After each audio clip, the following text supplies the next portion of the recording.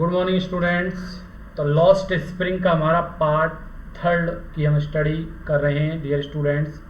Part third, उस part third में अब हम जानेंगे साहेब के उस इलाके के बारे में, उस एरिया के बारे में जहाँ पर वो रहता है, और वो एरिया उसका है, वो है डियर स्टूडेंट्स सीमापुरी। ये साहेब है जो हमने पढ़ा पिछले पार्ट में कि वो नंगे पैर रहता था, जूते चप्पल नहीं पहनता था। क्यों? क्योंकि वो कहता था कि ये हमारी क्या है, परंपरा है।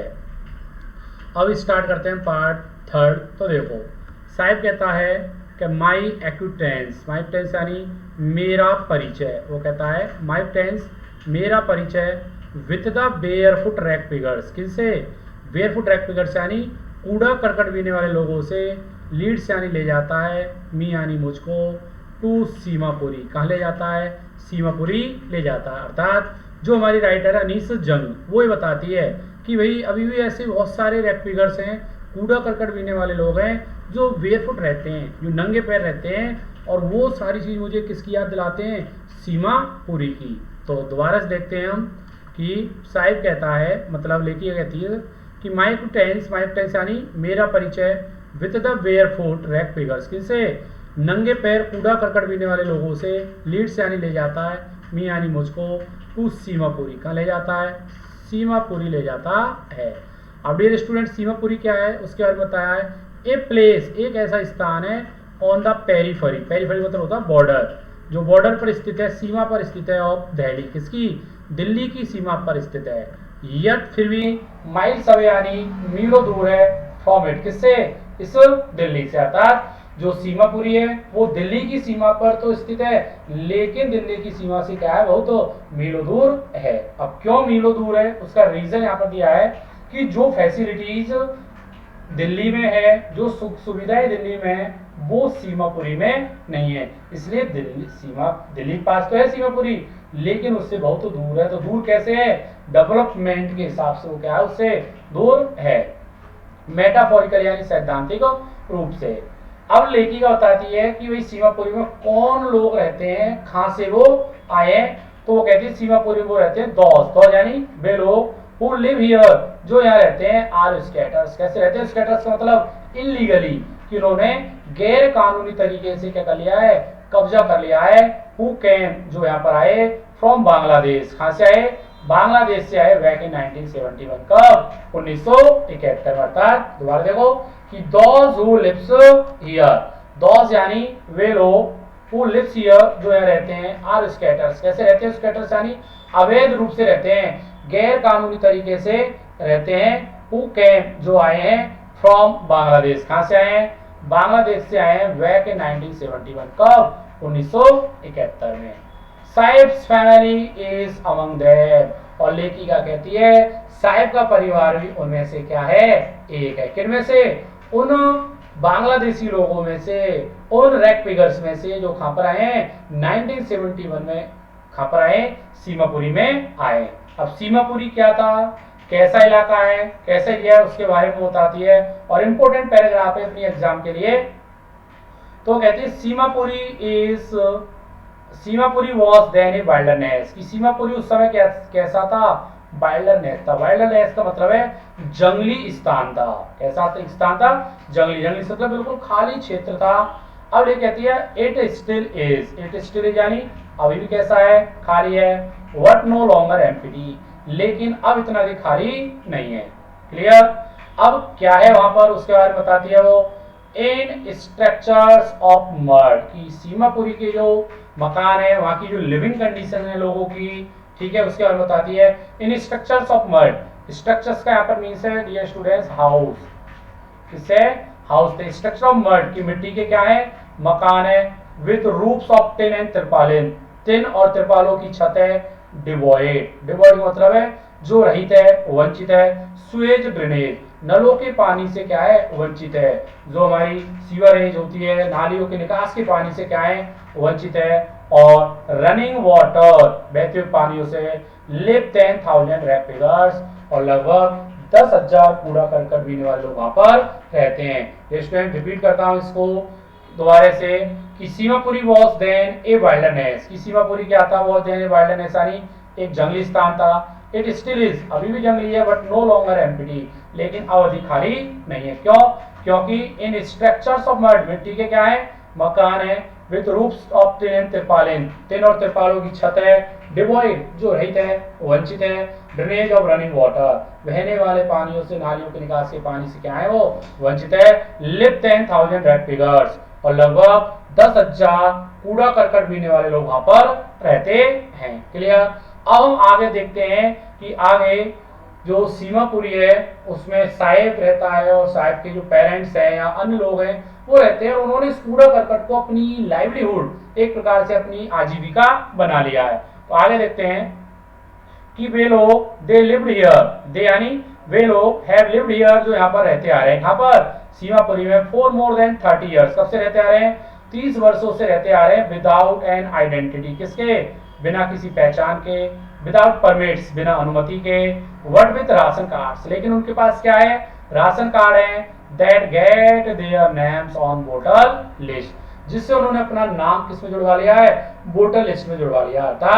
They have lived here for more than 30 years, they have lived here कि वो यहाँ पर रहते आ रहे हैं, फॉर मोर देन 30 इयर्स, कब से रहते आ रहे हैं, 30 वर्षों से अधिक समय से रहते आ रहे हैं, विदाउट एन आइडेंटिटी, बिना किसी पहचान के, विदाउट परमिट्स, बिना परमिशन के, बिना अनुमति के, वर्ड विथ राशन कार्ड, लेकिन उनके पास क्या है, राशन कार्ड है, get their names on voter list, जिससे उन्होंने अपना नाम वोटर लिस्ट में क्या कर लिया है, जुड़वा लिया।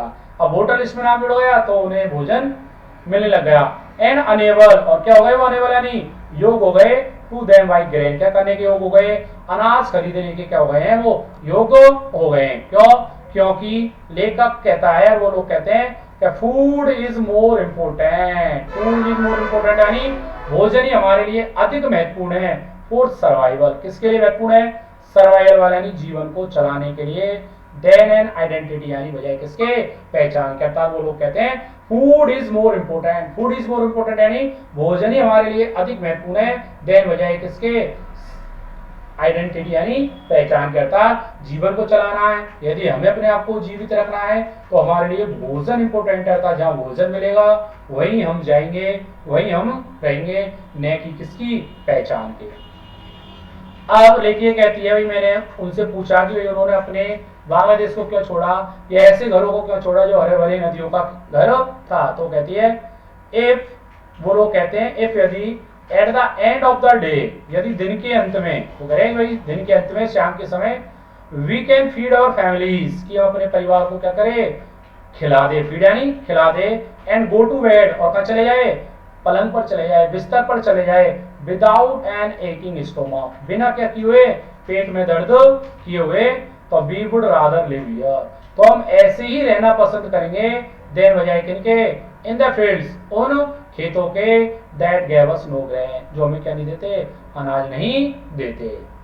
से कहता है एक ग्रुप, कौन कहता है, एक समूह कहता है, ऑफ विमेन, किनका, औरतों का, इन टैटर्ड साड़ीज, टैटर्ड यानी जिन्होंने फटी हुई क्या पहनी हुई है, साड़ीज पहनी हुई है, व्हेन आई आस्क्ड देम, कब, जब मैंने उनसे पूछा, क्या पूछती है लेखिका, कि why they left their beautiful land of green fields and rivers, why they left, कि तुमने क्यों छोड़ा है, देयर ब्यूटीफुल लैंड, अपने सुंदर देश को, सुंदर जमीन को, of green fields and rivers, हरे भरे खेतों और नदियों को का।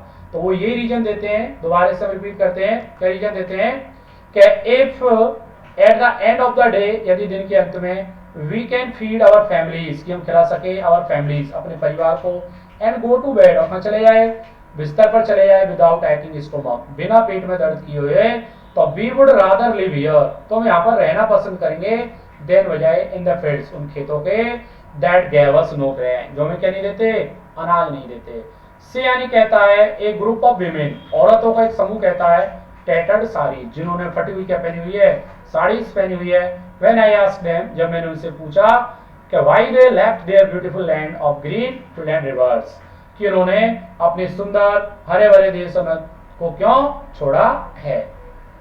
अब वो क्या रीजन देते हैं, वो आगे कहते हैं कि wherever they find food, wherever they find food, वो लोग कहते हैं रेक्टिगर्स, सीमापुरी में रहने वाले लोग, क्या wherever they find food, कि जहां भी उनको क्या मिलेगा, भोजन मिलेगा, they pitch their tents, वो अपना तंबू गाड़ देंगे, पिच यानी गाड़ देंगे, their tents का मतलब क्या, तंबू गाड़ देंगे, that becomes ट्रांजिस्टर होम, और अपना क्या बना लेंगे, एक प्रकार से अस्थायी घर बना लेंगे, मतलब वही वो कुछ समय के लिए उनका रेजिडेंस हो जाएगा। कब तक रहेगा वो रेजिडेंस, जब तक उनको वहां पर भोजन मिलता रहेगा।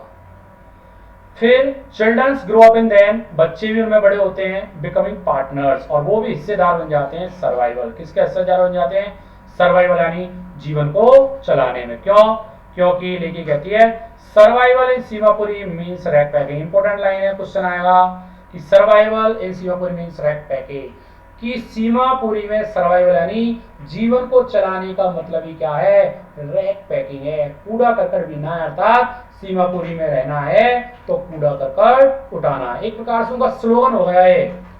क्यों, क्योंकि वो कहते हैं through the years, through the year यानी वर्षों से, थ्रू द ईयर वर्षों से, इट हैज एक्वायर्ड, इसने प्राप्त कर लिया है, कॉर्पोरेशन ऑफ फाइन आर्ट, क्या प्राप्त कर लिया है, कॉर्पोरेशन ऑफ फाइन आर्ट यानी एक अच्छी कला का कॉर्पोरेशन यानी रूप, अनुपात प्राप्त कर लिया है। क्यों, क्योंकि वो कूड़ा करकट उनके लिए कला बन गया है, एक प्रकार से प्रोफेशनल हो गए हैं, वो व्यवसाय बन गया है। वो कहते हैं garbage to them is god, garbage to them is god यानी कूड़ा करकट तो उनके लिए क्या है, गोल्ड यानी सोना है, सोनिस मतलब it is their daily bread, उनकी रोजाना की क्या है, रोजी रोटी है। ए रूफ ओवर देयर हेड्स, एक छत है, ओवर देयर हेड्स उनके सर के ऊपर, इवन इफ चाहे लैकिंग रूफ, चाहे टपकने वाली छत हो, what for a child it is even more, लेकिन बच्चों के लिए तो सिर्फ क्या है, बढ़कर है, अर्थात सीमापुरी में कूड़ा करकट उनके लिए प्रकार से सोना है, सोने से मतलब उनकी रोजी रोटी चलाने का एक माध्यम है, जिससे वो अपने आप को जीवित रखते हैं,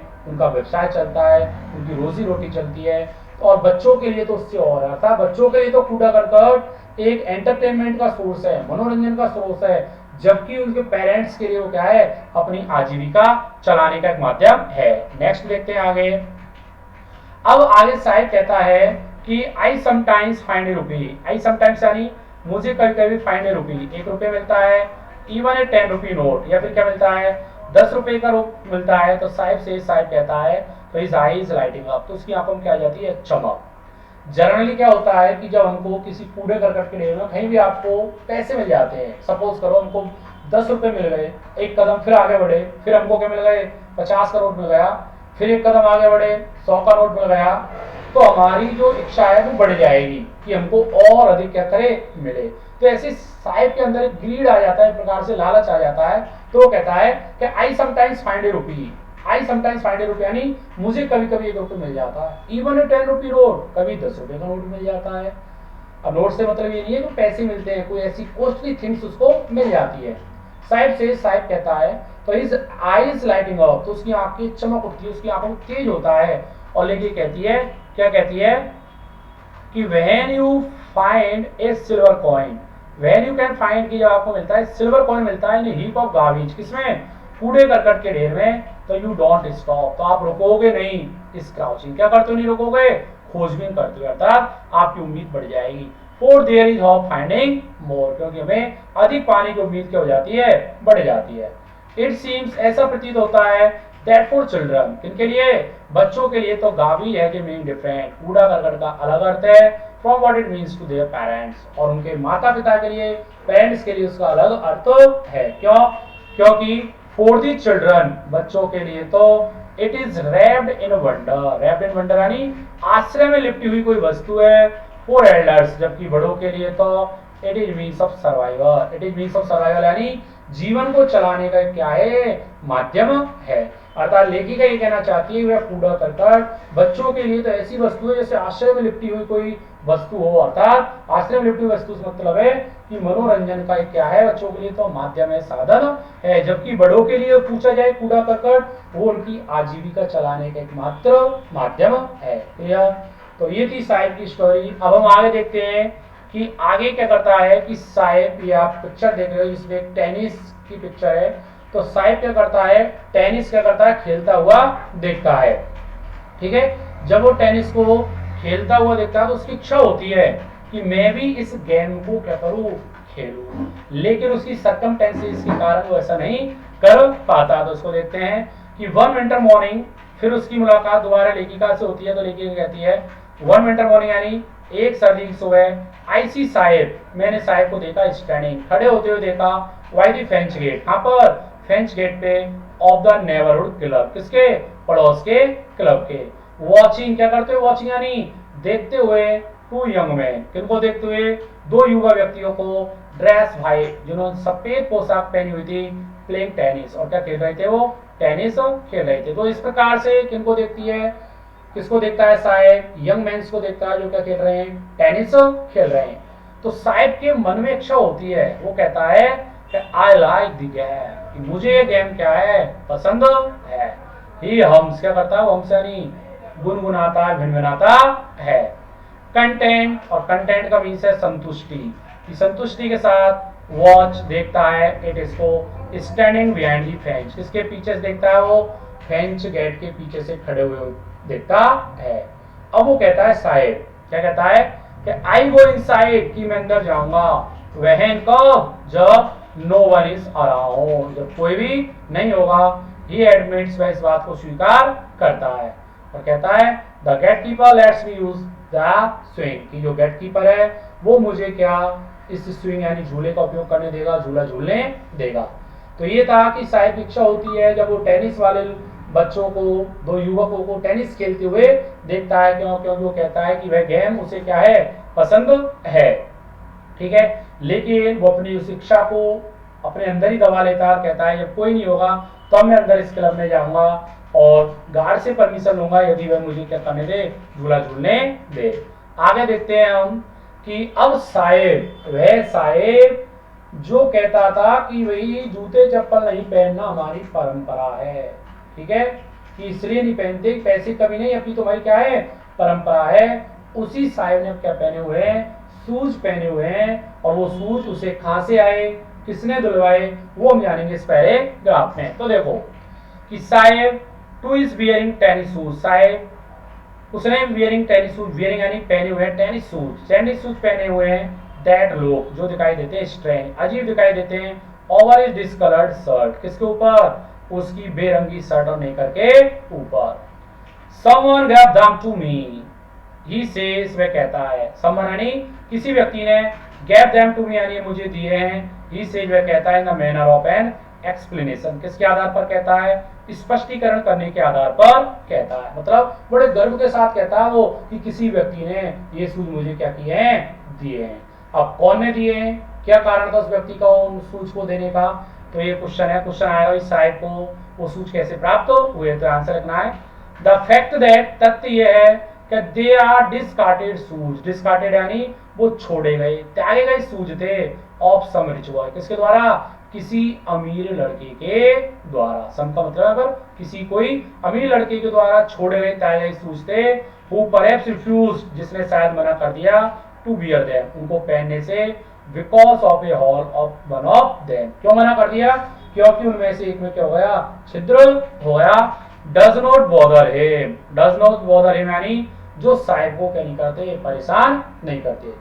तो ये रीजन था कि एक अमीर लड़का जिसने वो शूज साहिब को दे दिए, क्यों दे दिए, क्योंकि उनमें एक में छिद्र हो गया और छिद्र वाले जूते उसको पसंद नहीं थे उस लड़के को, इसलिए किसको दे दिया, वो साहिब को दे दिया। साहिब को जूतों को पहन करके पा करके कोई प्रॉब्लम नहीं थी, अपितु साहिब के लिए तो ऐसा प्रतीत हो गया जैसे उसका कोई बहुत बड़ा सपना क्या हो गया हो, साकार हो गया। तो आगे लेखिका बताती है 4-1 यानी ऐसे व्यक्ति के लिए who has walked barefoot यानी जो नंगे पैर चला है, जो नंगे पैर रहा है, even shoes with a hole, उसके लिए तो छिद्र वाला जूता भी is a dream come true, ऐसा प्रतीत होता है जैसे कि उसका सपना क्या हो गया हो, साकार हो गया हो।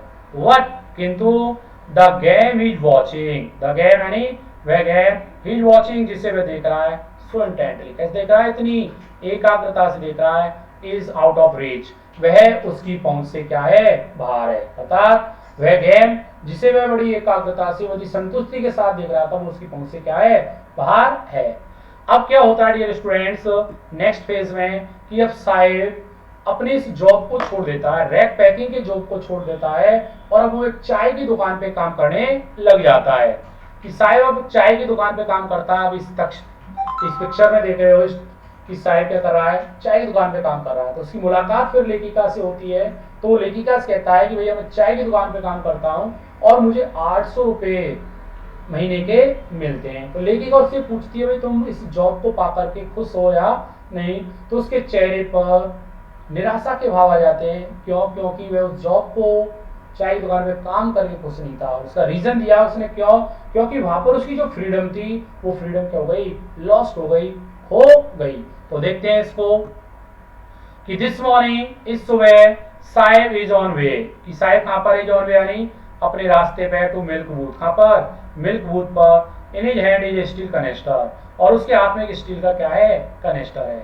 वो कहता है I now work in it stall, कि मैं चाय की दुकान पे काम करता हूँ डाउन दी रोड। कहां पर? सड़क के उस ओर।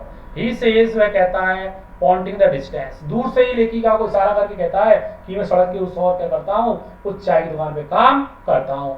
आई एम पेड 800 रुपीज, और मुझे 800 रुपए मिलते हैं। एंड ऑल माई मील्स, और पूरे दिन भर का क्या मिलता है, वो सब मिलता है। तो लेखिका पूछती है does you like the job, क्या उसे जॉब पसंद है? आई आस्क, मैंने पूछा। तो हिज फेस, उसके चेहरे पर, आई सी, मैंने देखा, has lost the carefree look. Carefree look यानी जो निर्भीकता के भाव थे, जो टेंशन फ्री जो उसका चेहरे पे एक्सप्रेशन थे, वो क्या हो गए, चले गए। क्यों?